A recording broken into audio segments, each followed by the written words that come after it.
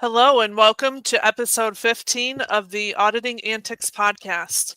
So, today we're going to be talking about mental health from the viewpoint of us that are in the industry. So, looking at this from the perspective of what do we do when we have either personal situations coming up that are really making it hard for us to focus each day, or if, you're putting stress on yourself at times, or maybe your employer is, or your management is. There's so many different situations that can play into whether or not somebody feels that they are stable in that way, that they are, supported, that they feel like they can talk openly, which a lot of times they cannot, or they feel that they cannot. So hopefully through Michelle and I talking about our experiences in this, it's going to lighten up the conversation a little bit for other people. It's really something that doesn't need to be shied away from, but I will say, with Michelle and I being sisters, like I've said in the past, we grew up in a very strict religious atmosphere. And, there's certain things that we personally had to work through just because of stigmas that exist in general, but also religiously. So I just wanted to call that out there because this is really something where I feel like we both can speak to this from a place where, yes, we have struggled. We did eventually reach out, get treatment, help that we needed. We're both thriving now. Still I don't know that we're ever going to be mentally okay, Michelle, but I as think good as we that's can. subjective. We might think we're okay, but I don't know about other people. Depends on who you ask, and definitely do not ask my daughters. All right. So, just I wanted to put that out there. This episode isn't necessarily about work that is putting you into this mindset or that you're struggling with. It's just that when you have issues that are occurring, it's going to really bleed over into every area of your life. And, I can speak to that and I'll let Michelle start here, but that's one of the things early on that I noticed about myself is thinking that, oh, I'm fine because, at work, I'm still producing. I love my job. I'm doing great there. It doesn't seem to be affected. But at the end of the day, is it really possible to have this very clear separation when, at some point you're going to come to a breaking point and it's all going to come crashing down? So, Michelle, why don't you start off with your, background related to this area and, what you had to do to explore getting help? Yeah, so this actually started many, many years ago, probably 6 or 7 years ago, I would say, when I really identified that there was an issue. I was working in an environment that constantly seemed like you could never please the people around you. And um that's what we're always trying to do. We don't want to ruffle feathers. We want to make sure that our work is quality and that we're meeting everybody's expectations. But in reality, the the goalposts kept moving, and that's what I I wasn't realizing, and I was just, taking all of this stuff upon myself. Internalizing everything, allowing myself to believe that I was the problem because that's how things were being communicated or seemed to be communicated to me.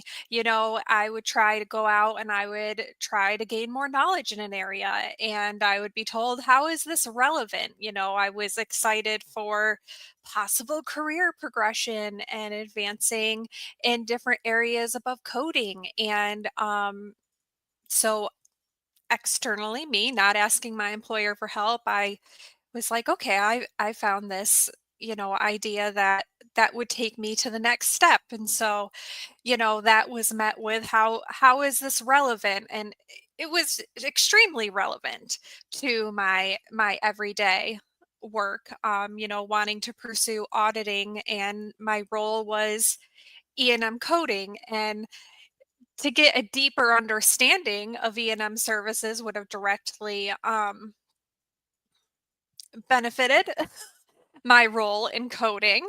Um, but that kind of was the start of me realizing maybe I'm not the problem here, and kind of starting to open my eyes and recognize, like, hmm, do do I need to be putting all of this on myself? Do I need to be giving these people so much real estate in my mind and in my emotional life? Because obviously when you have stress at work, it's going to flow over into home, and vice versa. If there's stress at home, y- they say turn it off at the door, but introduce me to somebody who has done that successfully. So, it was getting to the point where I couldn't even really send an email without spending 20 minutes, you know, going back and forth like, "Oh man, am I going to upset the person that I'm sending this email to? Is what I'm saying correct?" Even though it was correct, I had a purpose for sending this email, but in my brain, that anxiety had just completely taken over, where I couldn't function and perform the most basic of tasks. Picking up the phone to call somebody, forget about it. It was like too anxiety inducing. And, I got to the point where it just wasn't normal. I would go home, I didn't want to do anything, felt totally unmotivated. And I finally was like, okay, there was a breaking point where something had happened and there was a mistake that was made. And I took ownership of that mistake. And, there were many different facets to it, and I saw how the anxiety was really starting to overcome and, like, just take over everything.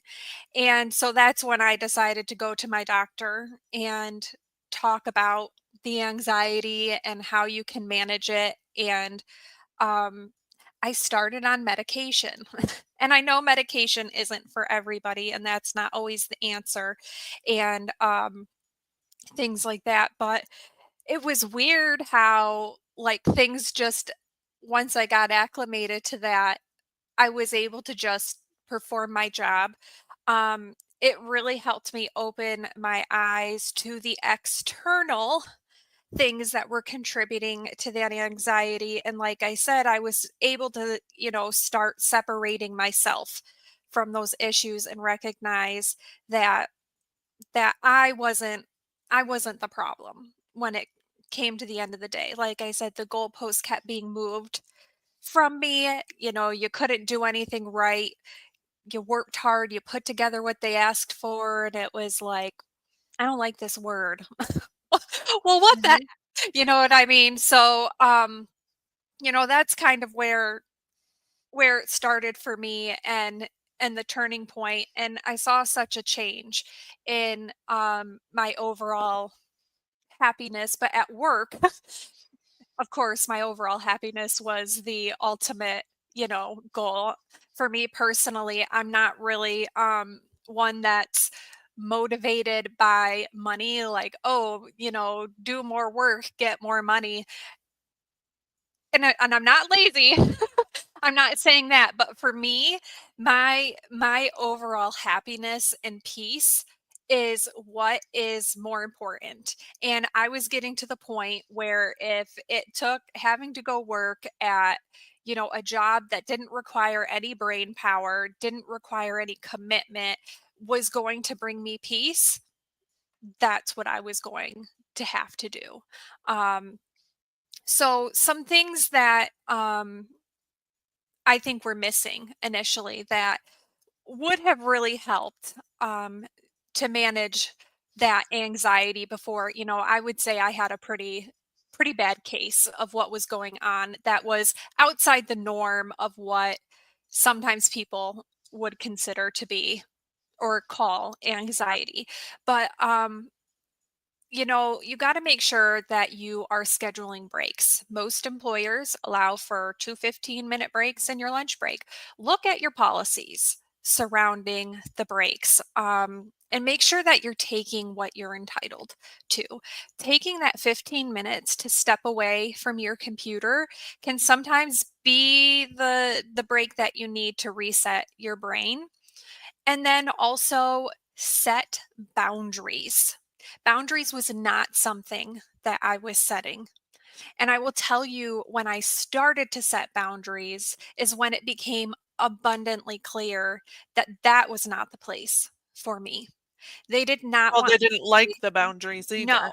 they didn't want somebody who knew, you know, who wasn't going to put up with the nonsense. I went to work, I worked hard, I did my job well. And so setting those boundaries. So that I think would be like the most important takeaway from today for people who are struggling with their mental health, or if you're struggling and you're like, maybe I'm not very good at this." Take a step back. Look at what you're doing.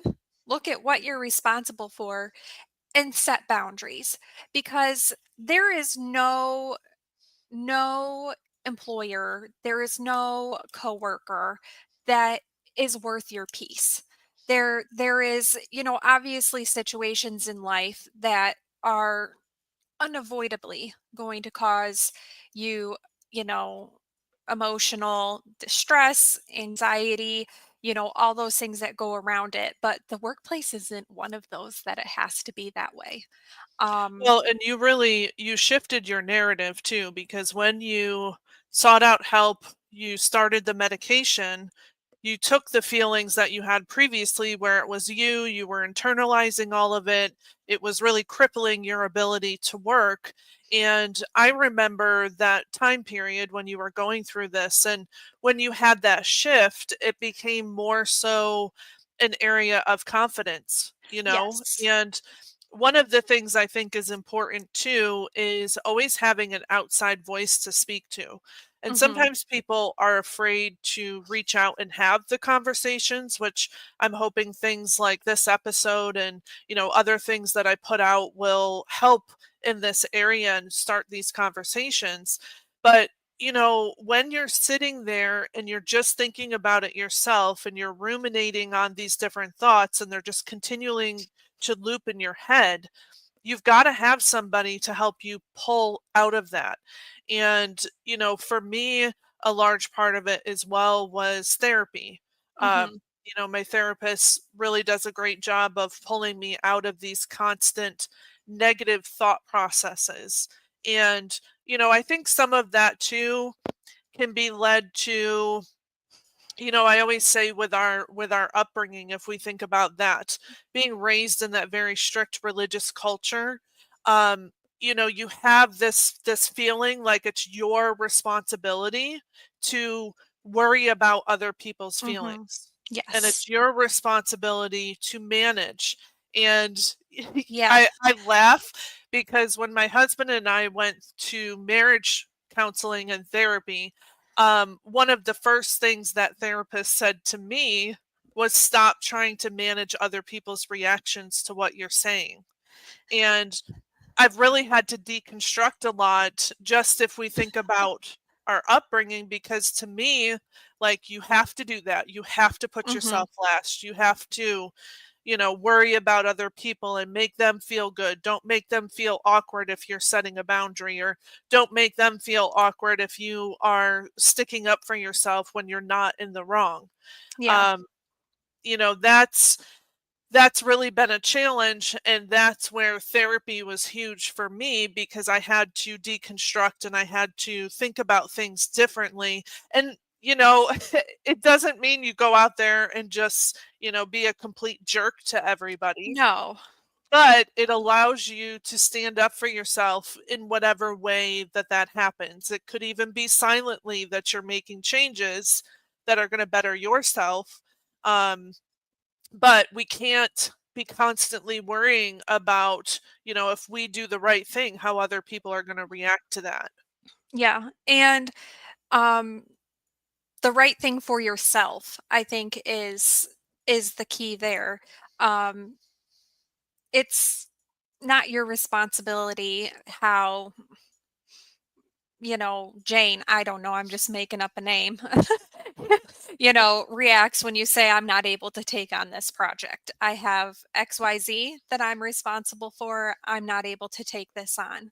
Or you've done the project they've asked you to do and they're picking it apart, and you say, wait a minute, I need something constructive back from you.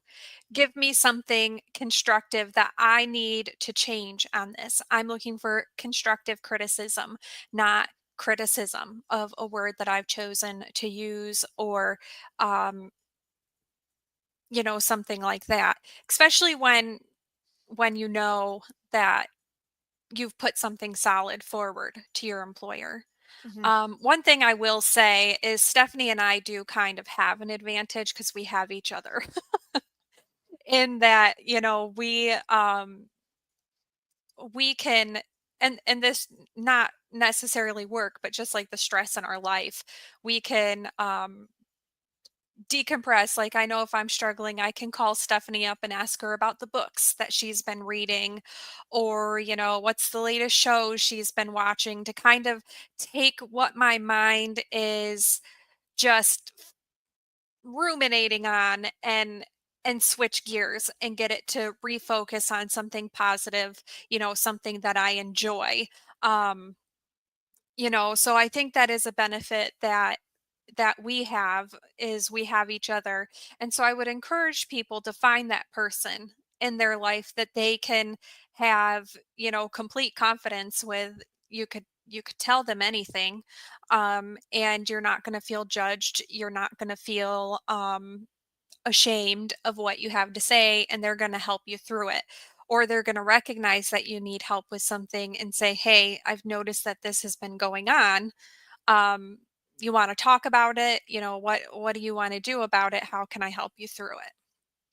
Well, and that's a good segue into my story because you were there a lot of the time trying to give me that advice, and I just kept pushing it off for a while, saying, "Oh, no, no, Uh-huh. I'm good, I'm good. I've got it, I'm fine." So, for me, it was different because I didn't have the stress from the work side of things. And looking back, I can't really say that I've ever been in a situation where work itself was putting the pressure, the stress. I've been lucky to work with a lot of people who were strong in their management style. Mhm. And, that being said, now that I am consulting, and all of these years I've been a consultant, on the outside, I have looked inside of many organizations where that is the management style, where people are just there to degrade you, do anything to make themselves feel better, and it's awful. So I know what that looks like, and I know what it does to people mentally, and it's hard to watch. It's hard to know that someone's struggling with what their next steps are, all of that. But for me, I had all of the pressures, I would say most of the pressures coming in from the personal side. And, raising two teens and going through different life things that were unfolding. My husband and I also made the decision to break away from the toxicity of his family, which was very, very difficult for many years to make that decision. So, when we have these day-to-day things where it just felt like in the personal side, you don't get reprieve from it, right? It's your Mhm. home life. It's there every day. It's not like that shuts off at 5 p.m. or whatever it may be. So, for me, to some extent, it was the opposite, where I was diving more into work because it's what I love to do. Um, I was striving in the different goals that I had set for myself, all of those things. So it was that space that I preferred to be in, but then you still have all of the other issues you have to deal with. So, for me, in reference to what I was saying before about Michelle, being there kind of nudging me over many, many months, probably a year. I don't even know. I've lost track. Um, but, it was one of those things where I was like, okay, if I can just set a good sleep schedule and stick to my sleep schedule, I'll be good. Or I'm going to add in meditation before bed and help train my brain to think differently. All of these kinds of things I was doing like that. I was trying different supplements. I do prefer more holistic medicine. So, for me, I'm thinking, okay, the last thing I want to do is get on medication. And you just keep trying all of these things and it's not working. So where I had my breaking point was when I started to notice that not just the mental load, but mine was turning into very severe physical symptoms. Mhm. And it started occurring in settings that I loved being in work wise and had no issues in. And I can very clearly remember when I had like my oh crap moment because I was getting up in front of a group. I knew the people really well. They're people that I've talked to, stayed in touch with for years, have presented in front of before for years.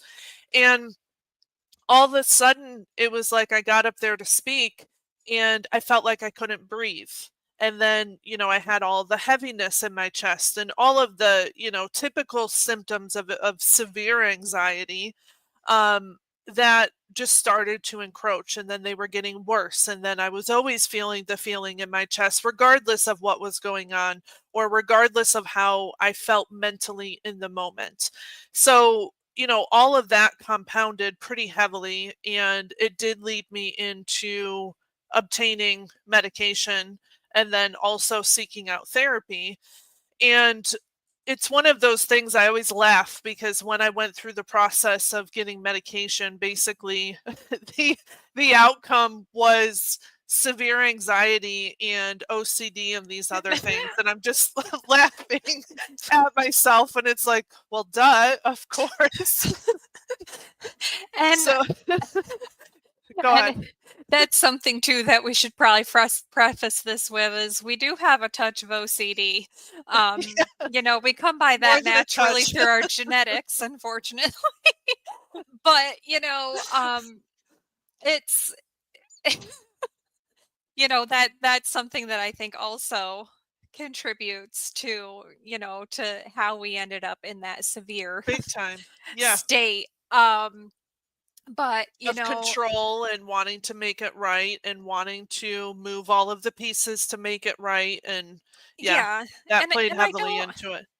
I don't think that the answer to everybody's anxiety or stress problems is going to be going to the doctor and getting medication. But Mhm, what we're really wanting to get across is being in that constant state of stress is not normal. It is not healthy for our bodies. It does not promote happiness in our personal life or productivity in our work life. Um, you know, some people are like, "Oh, I work best under pressure." But there's only so long that you can sustain mhm. something like that before you reach a point where it gets out of control. Um, Or what are you doing behind the scenes to make it look like you have it under control and you really don't? yes. Because that Yes, can happen too. that's a I've good talked point. to people recently who will work after hours and they're Mhm. like, well, I didn't feel like I got my production where they want to see it. So I worked until 10 o'clock last night. Or, I have a very close friend and colleague. I met her through the industry and she made the decision recently to walk away from an organization because of the stress, the lack of work-life balance. And you always feel guilty too in the situation, whether you have good management or bad management, you have that feeling, or at least, I've noticed it in people going through it where, they are like, well, yeah, this is really hard, but my company's good to me. Yeah. Or, this is really difficult, but they're giving me a bonus, things like that. And, it doesn't take away what they're putting on to you as an individual. And there's too many organizations that are just allowing it to happen. I can think of a situation where there was a group, it was a coding department. Multiple people are going to HR voicing their opinions, their frustrations, and nobody's listening. They claim they have a program for employees to voice these concerns.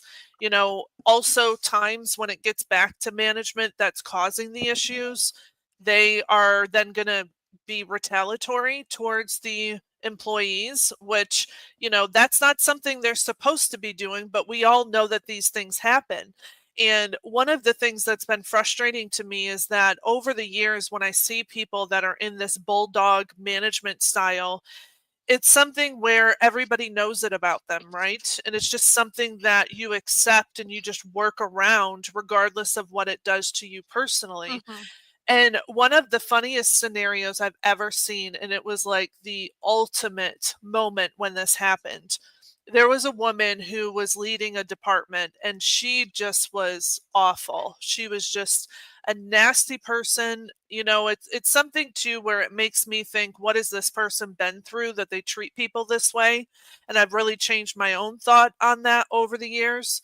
But at the end of the day, it's still a professional setting and they're still just wreaking havoc on everybody regardless of what the outcome is.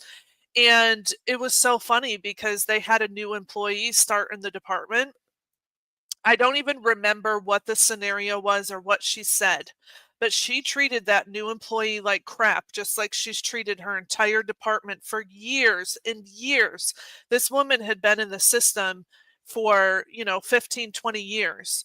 And she treated a new employee like that. And he went directly to HR and she was immediately let go from her position.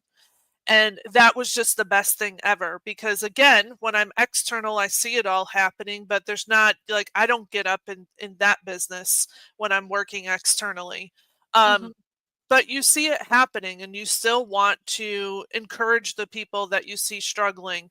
There's been some situations recently too this year where I've worked 3 different projects where I've seen something similar happening.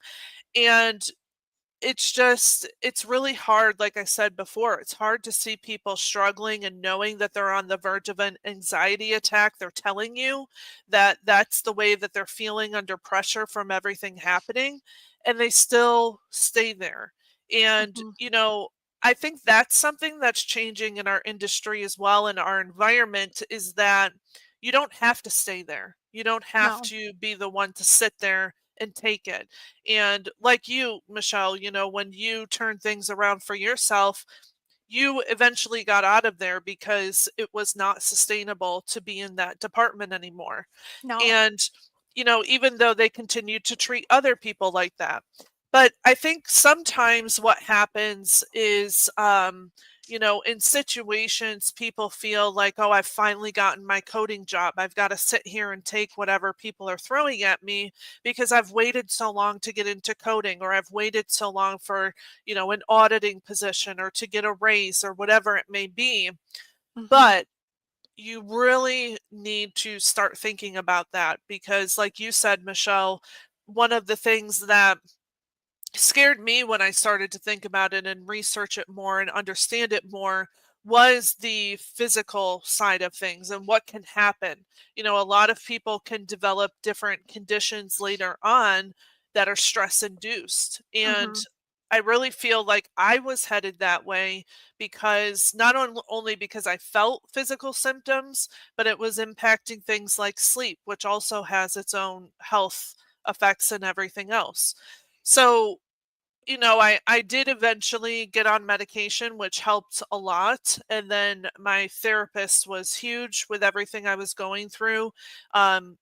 Just again from that thought process that was drilled inside of my brain, I really needed a lot of external input into my thoughts to help Mhm. me look at things differently and think about things differently. Um, I think now too, it's kind of funny. So Michelle visited here. I think it was last year, beginning of this year, I forget. But we've I've had been there a lot.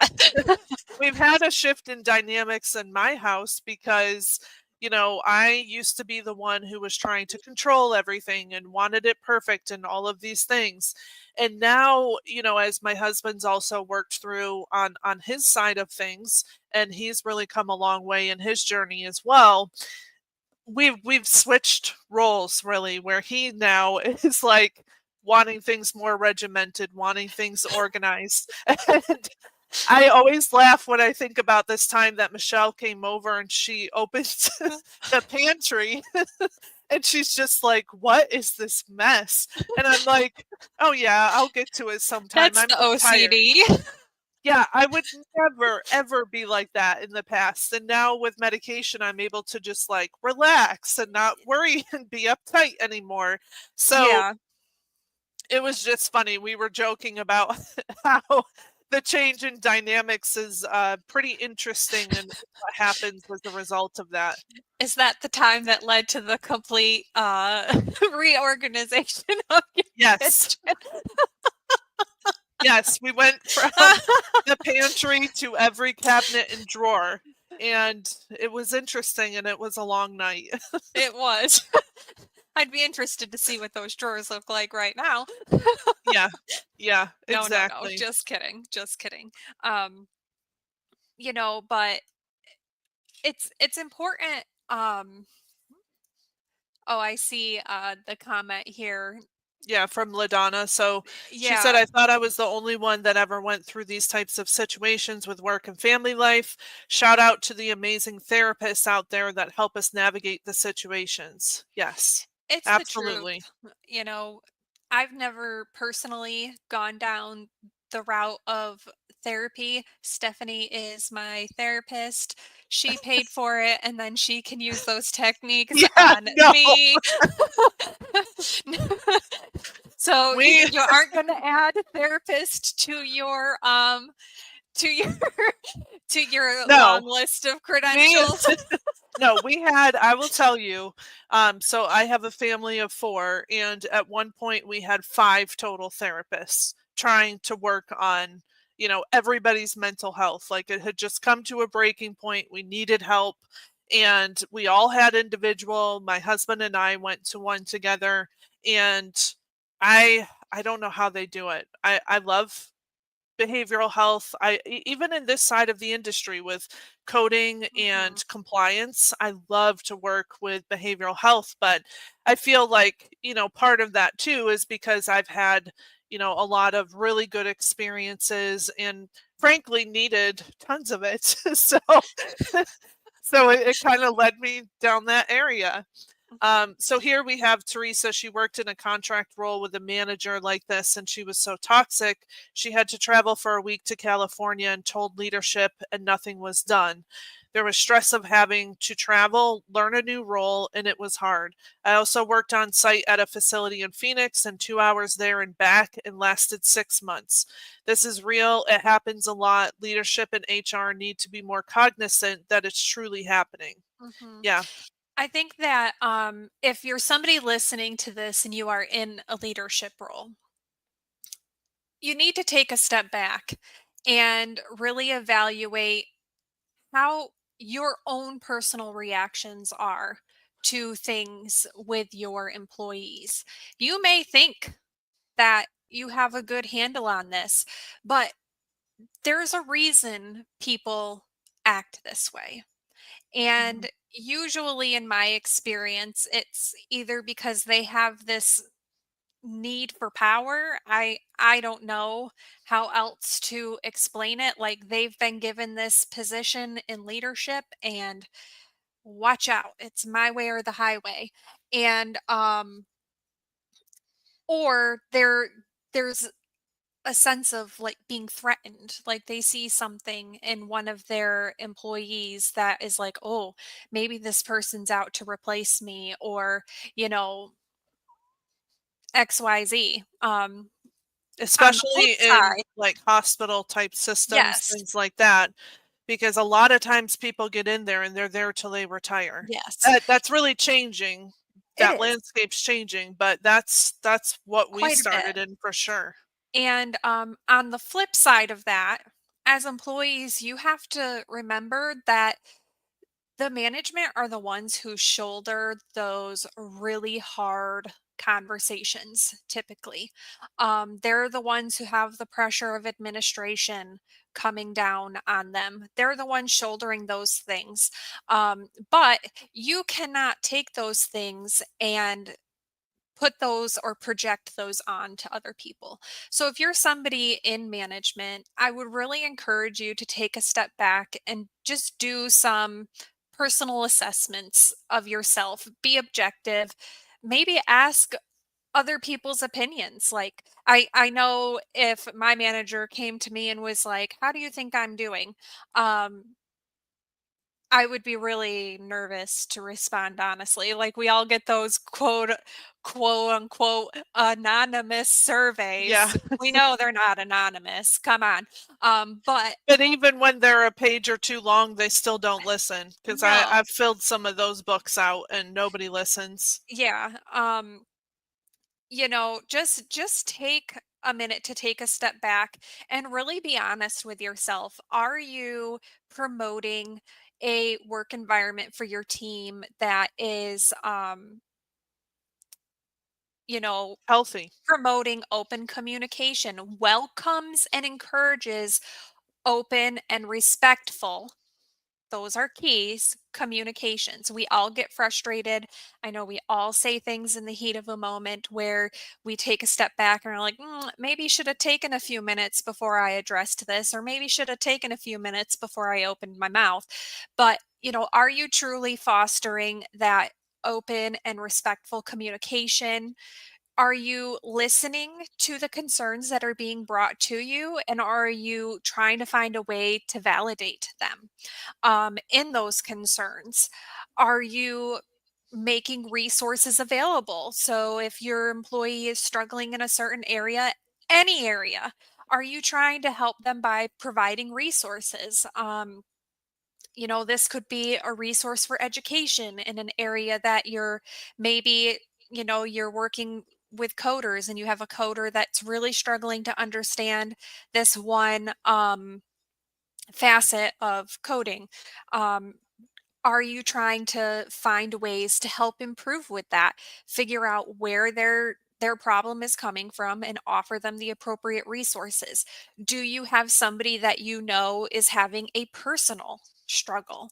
Um, a lot of times people don't like to talk about their personal struggles with their life, but are you trying to make it so that work doesn't become another stressor in their life?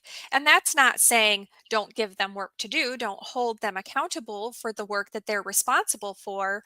Um, but are you trying to provide them with the appropriate resources? And then I would say, are you holding the proper people accountable who are not performing to the standard that they're supposed to? I know that a lot of times it can be really hard to have difficult conversations, and I can't tell you how many meetings I sat in where they were talking about these non-specific issues, and I know exactly who, because I work with these people every day, who was causing this problem, and it wasn't being addressed with them individually. They were trying to take the easy way out and do this very general, like make it sound like it was this widespread issue when really it's just one or two people that aren't meeting the expectations. So make sure that if you're in a position of leadership, you are prepared to have those difficult conversations. Don't put somebody else's lack of performance onto the people who are performing well. Those that's not the answer to those situations. I know we work in a productivity environment a lot of the time, but everybody needs to be upholding their end of the bargain and keeping up with their own productivity. And it's not their fellow coworkers' job or role to take on the burden that they're causing. So make sure you're ready to have those specific conversations with the appropriate people. Yep, I agree. All right, so now for our What the Health moment of the week. This week, I wanted to cover some interesting situations that can come up when we're educating our physicians and different providers. And Michelle, I know you had something similar, but I had a situation come up where I'm going through and doing education related to risk adjustment. And, it's one of those things, I get it. I know it's not anybody's favorite subject. It can be very boring. But as I'm sitting there going through everything, the provider's just totally dozing off. And, I was trying not to laugh. I don't know if they even would have heard me because they were sleeping. But, it's just one of those things where it can be really awkward. And uh, for me, I just finished out the session, let it be what it was. And, I finished my job. I knew they didn't listen. I let the person know that I was working with that they really weren't engaged and telling them why. I figured But they would find my provider when they went to move him on to the next. He'd still be asleep. well, yours was in person. Mine was virtual. Or was yours? No. He was in These person. situations were brought to us by COVID, and opening up the whole world of virtual education sessions. Yeah. Well, I've even had, other compliance staff who join into calls with providers where they're not muted, but then you hear the snoring start. And because it's like the boxes like this with people's names and you can see if they're muted or not, it would look like it was lighting up as if they were talking, but it was them snoring. So, yeah. Make sure Yeah, you get your rest so that you're that not was disrupting your workday. that was interesting for sure. And the funny thing is when it happened on one of my education sessions, I was just chatting along, going through, and then I look at the because our cameras were on, and then I look at the screen and I'm like, oh, well, I wonder how long he spends. And so then I'm like, well, now what do I do? Finish your talk. Because it was a situation where I mean, I did. I ended up just saying what I needed to say. And then I'm like, well, do you have any questions? Which afterwards I'm like, that's kind of stupid because he's sleeping, you know. And I eventually was just like, in my mind, it was best to just act as if he were awake. Yes, exactly. Just And act like like I you don't said, even notice when the person who was facilitating the trainings that day came along, they would find him asleep and wake him up. and move along. All Yeah. right. So for next week, we're going to be doing the live Q&A episode again. Mhm. So I've gotten some people submitting questions through. You can go ahead and comment on LinkedIn on this episode, or I have a post out there about it as well. Email me, DM me, whatever, however you want to contact. But get your questions in if you want a chance or an opportunity for us to review that live here next Wednesday. All right. Thank you.